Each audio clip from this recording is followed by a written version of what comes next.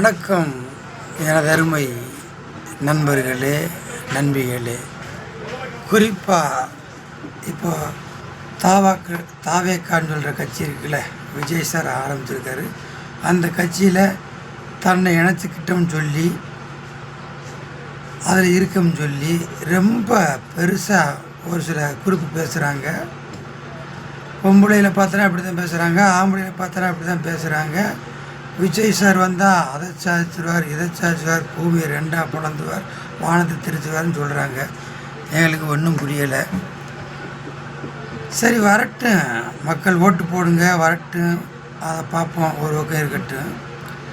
சரி, அவர் வந்து என்ன செய்ய போகிறோம்னு சொல்கிறாரு, அதை முதல்ல நினைங்க. அவர் வந்து என்ன செய்ய போகிறாரு?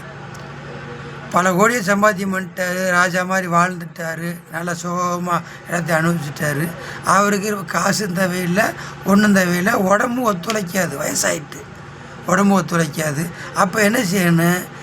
படம் நடிக்கிறதுக்கு கூட அங்கிட்டு ஆர்டர் செய்யணும்.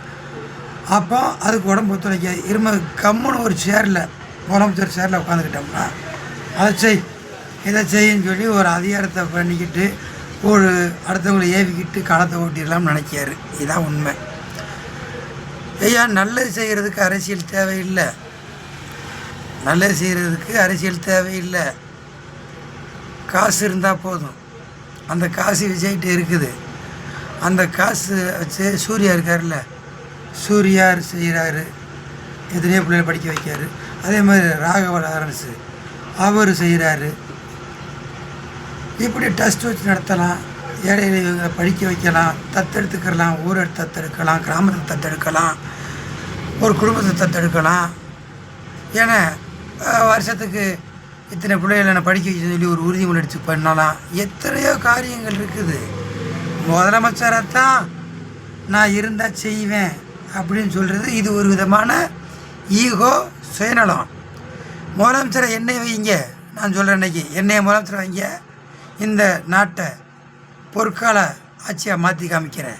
என்னைய கொடுப்பீங்களா? எனக்கு வைக்க முடியுமா?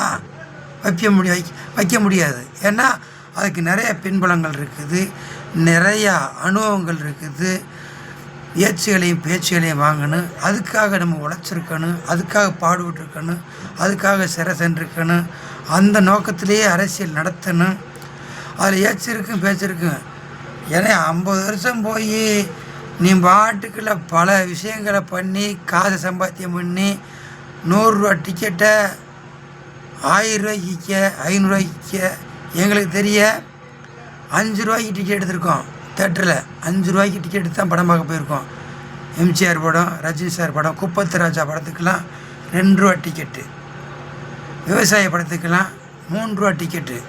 இப்படி மக்களை விழிப்புணர்வு பண்ணுறதுக்காக விவசாயி, மீனவ நண்பன், தொழிலாளி, இப்படி படங்கள் எடுத்தாங்க. இப்போ என்ன எடுக்கிறாங்க? தட்டுன உடனே சுடக் போட்ட உடனே அங்கே எத்தனை பேர் இருந்தாலும் அங்கே இருப்பார் விஜய். ஒரு சொல்லிட்டேன்னா என் பேச்சை நானே கேட்க மாட்டேன்.